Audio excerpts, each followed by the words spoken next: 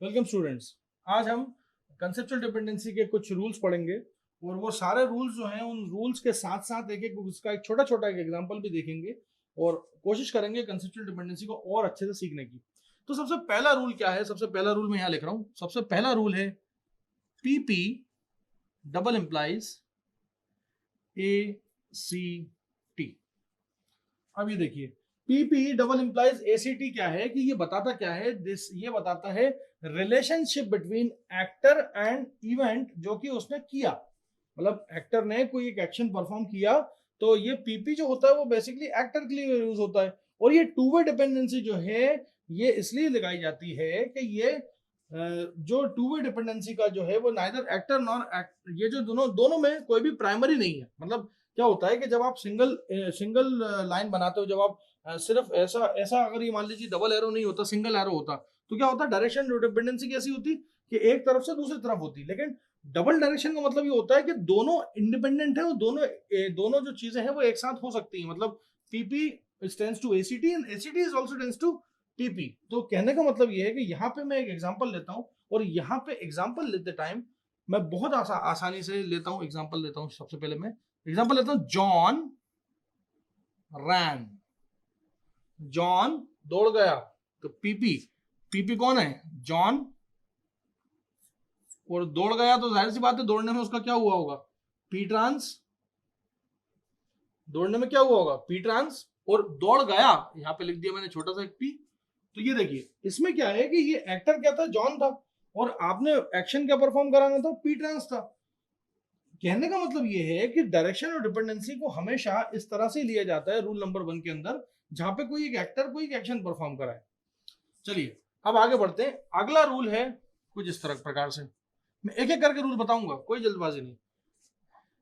ACT implies PP. अब ये rule जो है, ये रूल जो है वो किसी एक एसीटी और पीपी के बीच में बता रहा है, जहां पे पीपी जो है वो इस बार एक ऑब्जेक्ट है। पीपी जो है वो क्या है? इस बार एक ऑब्जेक्ट है। अब यहाँ पे जब भी कभी direction of arrow towards the ACT होता है तो यहाँ पे कॉन्टेक्स्ट कुछ इस तरह से होता है कि स्पेसिफिकली उस एसीटी की तरफ जाता हुआ होता है। मतलब वो एसीटी जो एक्शन है, एसीटी मतलब एक्शन, वो परफॉर्म हुआ है उस पीपी के ऊपर। मतलब वो पीपी जो था वो असहाय था, विक्टिम था, और परफॉर्म किसने करा? एक्शन। एक्शन परफॉर्म हुआ है उसके ऊपर। अब इसका एग्जांपल भी ले लेता हूं। इसका एग्जांपल है John push the bike. John pushed the bike.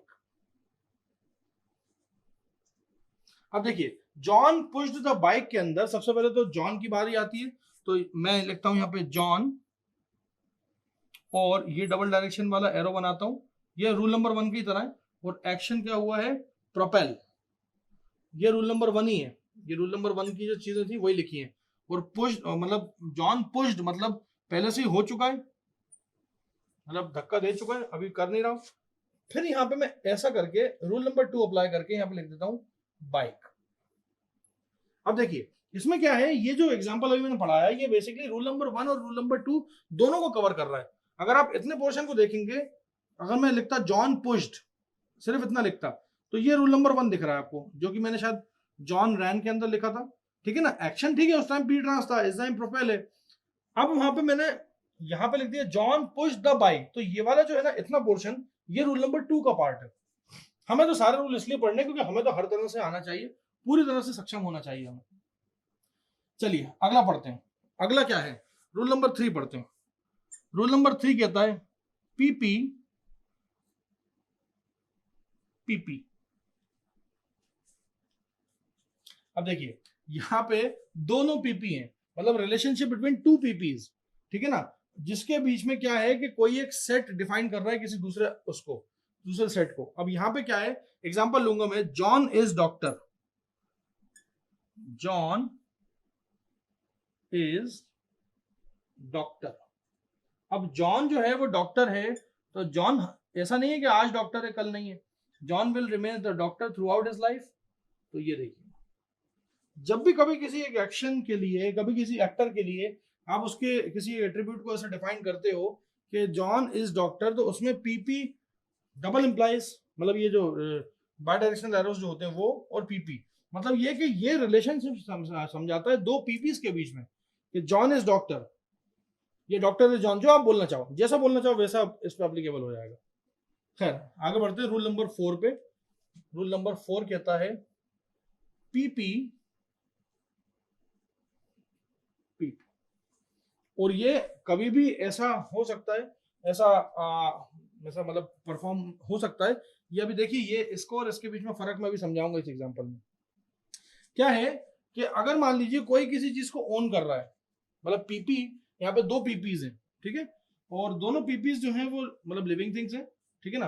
अब मैंने इसमें एग्जांपल लेने की क्या कोशिश करी, एग्जांपल लेने करी जॉन्स डॉग, मतलब एक तरफ जॉन खड़ा है, दूसरी तरफ उसका कुत्ता खड़ा हुआ है, ठीक है, और जॉन जो है वो ओन करता है एक डॉग को। भाई डॉग जो है वो ओन नहीं करेगा जॉन को, अगर ऐसा होता तो फिर ये डबल इंप्लाइज वाला चलने दो, लेकिन नहीं, किसी भी ऐसे तरह के पीपी जो कि कोई एक दूसरे एक को पोजेस करे, या दूसरे मतलब पहला वाला जो है वो दूसरे वाले को ओन करे, तो हमेशा डायरेक्शन ऑफ एरो ऐसे ही होता है। तो यहाँ पे आएगा डॉग, और डॉग को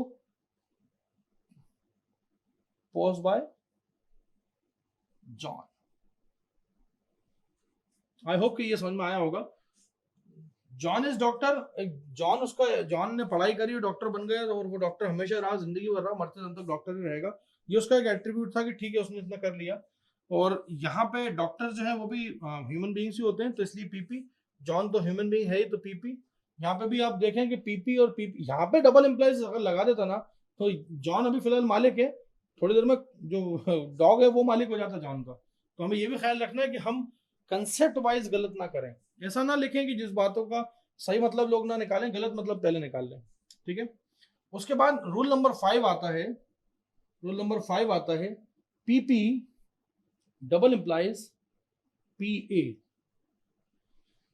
PP double implies PA.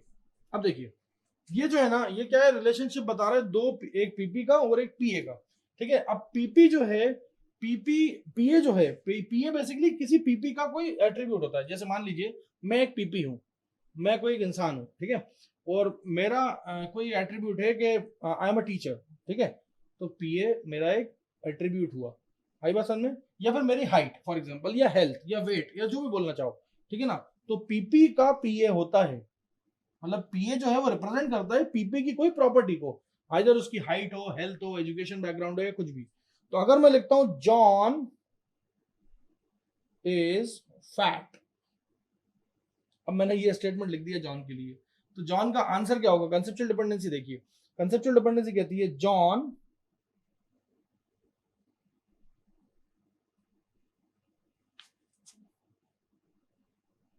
Wait, John weight is greater than 90 कर देता हूं।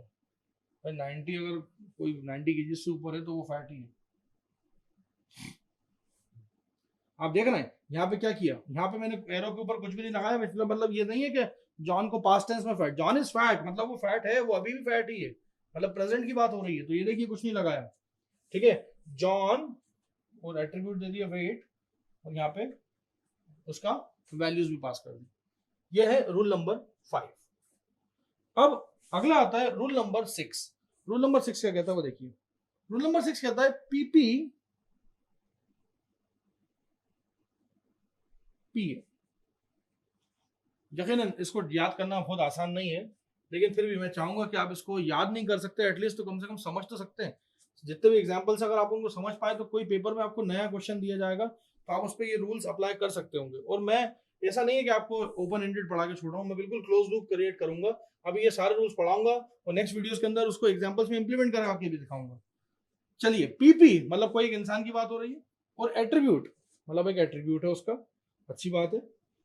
अब ये जो है ना, ये एक्चुअली क्या है कि ये जो रिलेशन है वो इससे इससे अलग अलग इसलिए है क्योंकि यहाँ पे जो बात बोली गई है, जो एट्रीब्यूट बोला जाएगा, वो ऐसा होगा जो सिंपली एक प्रेडिकेट में होगा। मतलब आपका ऐसा होगा कि सिंपली एक लाइन का आंसर होगा, जैसे it describe the relationship between PP and PA and the attributes of PA already, जिसका एक प्रेडिकेट आप बना चुके हो, ठीक है ना, और उसका डायरेक्शन पीपी की तरफ होगा। क्यों? क्योंकि यहाँ पे मैं आंसर जो क्वेश्चन लेने वाला हूं वो लिखाऊंगा स्मार्ट जॉन। स्मार्ट जॉन में यहाँ पे पीपी आएगा जॉन और पी आएगा स्मार्ट। आप देख सकते हैं यहाँ पे मैंने 6 रूल्स आपको भी लिखा है। मैं एक बार इन 6 रूल्स को फिर से एक बार दोहराता हूँ। सबसे पहला जो रूल बताया मैंने वो बताया पीपी, और पीपी के साथ क्या था, एक एक्शन परफॉर्म था, जो क्या था कि ये रूल जो था वो डिस्क्राइब करता था relationship between the actor and the action that he causes और ही पॉजेसेस। तो जॉन रैन, जॉन भागा, जॉन भाग चुका, तो ये आ गया आपका पी ट्रांस। ठीक, उसके बाद जो सेकंड रूल पढ़ाया वो पढ़ाया कोई एक पीपी कोई एक एक्शन कर रहा है, तो जाहिर सी बात है यहाँ पे क्या था कि मैंने जॉन पुश द बाइक, तो इतना पोर्शन तो ऊपर वाले से उठा लिया, और ये वाला पोर्शन जो था वो पीपी जो था इस बार ऑब्जेक्ट था और उस पर एक एक्शन परफॉर्म हो रहा था। तो मैंने बाइक को और प्रोपेल को हिसाब से आपको एग्जांपल समझाने की कोशिश करी। उसके बाद मैंने पीपी और पीपी दोनों के बीच में आपस में रिलेशन बताया। तो पीपी जॉन था, जॉन इज डॉक्टर, तो डॉक्टर भी लिविंग थिंग होते हैं, ये भी लिविंग बींग्स होते हैं, ह्यूमन बींग्स होते हैं, तो यहाँ पे मैंने सिंगल एरो से डबल इंप्लाइज कर दिया। उसके बाद फोर्थ नंबर पे मैंने पढ़ाया था पीपी और पीपी। पीपी और पीपी में बताया था कि जॉन्स डॉग, जॉन्स डॉग में बोला था कि जॉन का वो कुत्ता है, जो एक कुत्ता है जो जॉन पोजेस करता है उसको, जॉन उसका ओनर है। ठीक है, उसके बाद मैंने 5वें नंबर पे पढ़ाया आपको कि पीपी और पीए मतलब कोई एक बंदा है जिसका आपको एट्रीब्यूट डिफाइन करना है, और वो एट्रीब्यूट डिफाइन करना जो है वो इस तरह से होगा कि वो एक्चुअल में उसके लिए बना हुआ है। मतलब John is fat, fat is John, आप दोनों पढ़ सकते हो उसको चाहो तो, इस स्टेटमेंट को दोनों टाइम में जॉन फैट ही निकलेगा। खैर यहाँ पे लेकिन क्या है, यहाँ पे थोड़ा सा चेंज है। स्मार्ट जॉन बोला तो हो सकता है कि जॉन स्मार्ट हो, ठीक है, अच्छी बात है, लेकिन जितने भी जॉन्स हैं वो सारे स्मार्ट हो इसकी क्या गारंटी है? या फिर इसको और दूसरे लफ्जों में दिए कि यहाँ पे किसी एक बंदे व्यक्ति के आगे नहीं लिखा गया है। जैसे मान लो मैंने बोल दिया कि कोई बैट्समैन को बोल दिया सर, आगे लगा दिया सर डॉन ब्रैडमैन बोल दिया, ये सर डॉन ब्रैडमैन, या बैट्समैन डॉन ब्रैडमैन बोल दिया, तो बैट्समैन सर डॉन ब्रैडमैन बोला, इसका मतलब ये कि आपको पता लग जाएगा कि हाँ ये बहुत व्यक्ति जो है इसके नाम के आगे उसकी उपाधि लगी हुई है, तो यहाँ पे आपने उसके एट्रीब्यूट को यहाँ पे पॉइंट आउट कर दिया।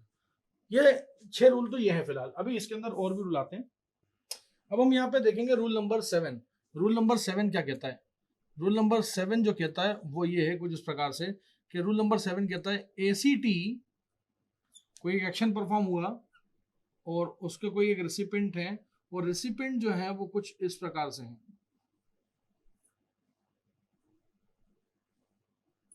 मतलब एक पीपी जो होगा उसमें टू होगा और एक पीपी जो होगा वो उसमें फ्रॉम होगा।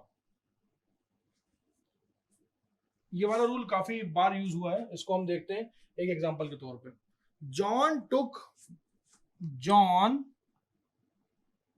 टुक मतलब ले चुका, द बुक क्या लिया, बुक फ्रॉम मैरी, काफी बड़ा सेंटेंस है। John took the book from Mary, इसको कंसेप्चुअल डिपेंडेंसी के अंदर इस रूल के हिसाब से हम बिठाने की कोशिश करते हैं। सबसे पहले तो यहाँ पे जो एक्टर है, मेन एक्टर, वो कौन है? जॉन। जॉन ने क्या किया, वस्तु का आदान प्रदान किया, और टुक मतलब पास्ट में। वस्तु का आदान प्रदान जब होता है तो वहां पे ए ट्रांस लगता है, और ए ट्रांस के अंदर जो ऑब्जेक्ट है फिलहाल वो क्या है? बुक। किस ऑब्जेक्ट की बात हो रही है? बुक। बुक जो है वो कहां से कहां गई, बुक के रेसिपिएंट कौन कौन थे? बुक जो है वो इस प्रकार से चली, और जॉन टुक द बुक मतलब जॉन तक पहुंची है वो किताब, और कहां से पहुंची है? मैरी से पहुंची है। तो John took the book from Mary का आंसर है। और ये रूल नंबर 7 के हिसाब से अगर देखे जाए तो रूल नंबर 7 को सेटिस्फाई करता है। खैर आपको लगेगा कि ये वाला पोर्शन सर कहां से आ गया, तो आपने इसके अंदर सब्जेक्ट ही दिया ना, अब बुक अपने आप तो उड़ के चली जाएगी जो उसके पास, मैरी के पास, तो यहाँ पे आपको कोई ना कोई एक्टर तो लेना ही पड़ेगा ना, तो ये एक्टर इसलिए आया यहाँ पे, और इस एक्टर को आपको उस डिपेंडेंसी के अंदर जोड़ना पड़ेगा, तो इसलिए ये आया। तो आप ये मत सोचिएगा कि जो वहां पे लिखा है वो यहाँ पे आपको लिखा मिल जाए, कभी इतना आसान कभी नहीं होगा। ठीक है, अब आता है रूल नंबर 8। रूल नंबर 8 जो है वो कहता है पीपी और ऐसा एरो, और एक तरफ पीए और इस तरफ भी पीए। अब ये देखिए यहाँ पे क्या है कि यहाँ पे एक कोई पीपी है जिसके एट्रीब्यूट्स में फर्क आ रहा है। मैंने एग्जांपल लेना चाहूंगा यहाँ पे, ट्री ग्रोज, ट्री ग्रोज। अब जाहिर सी बात है, पेड़ है तो कल पहले वो छोटा था इतना बड़ा, फिर और बड़ा होगा, फिर और बड़ा होगा, फिर और बड़ा होगा, तो जाहिर सी बात है उसके एट्रीब्यूट जो है वो बड़े होते जाएंगे, मतलब जाहिर सी बात है उसकी टहनियाँ, शाखें, डंगालें सब बड़ी होती जाएंगी। तो यहाँ पे हम किसकी बात कर रहे हैं, यहाँ पे बात कर रहे हैं हम ट्री की। अच्छा, ट्री के अंदर क्या परेशानी हो रही है कि ट्री जो है, ट्री का साइज, साइज अगर मान लो कि शुरुआती दौर में ट्री के साइज को मैं सी मान रहा हूं, तो बाद में ट्री का साइज जो है वो सी से बढ़कर हो जाएगा, ट्री का साइज जो है वो सी से बढ़कर हो जाएगा। ये 8वें नंबर का रूल है जो कि कंसेप्चुअल डिपेंडेंसी के अंदर आता है। तो यहां तक आते आते आपको रूल नंबर 8 तक समझ में आ गया होगा। अब अगला आता है रूल नंबर 9।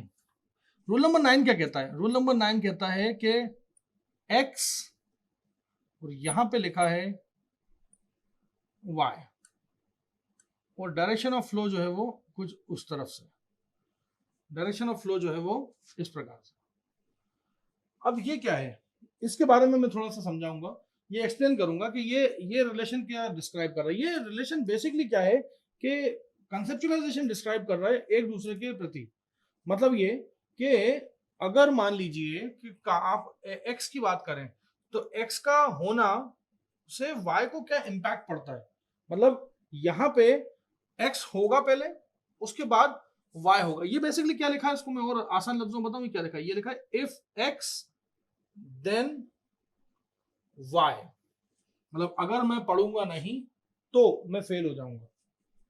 या फिर मैं एक एग्जांपल के तौर पर लेता हूं, यहां पे एग्जांपल लेता हूं, बिल शॉट बॉब, बिल ने बॉब को शॉट कर दी, गोली मार।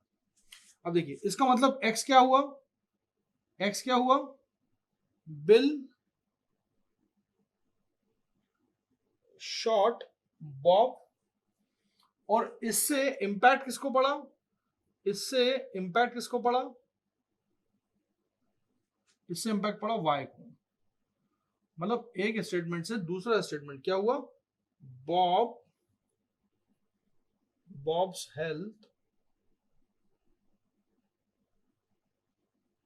Is poor.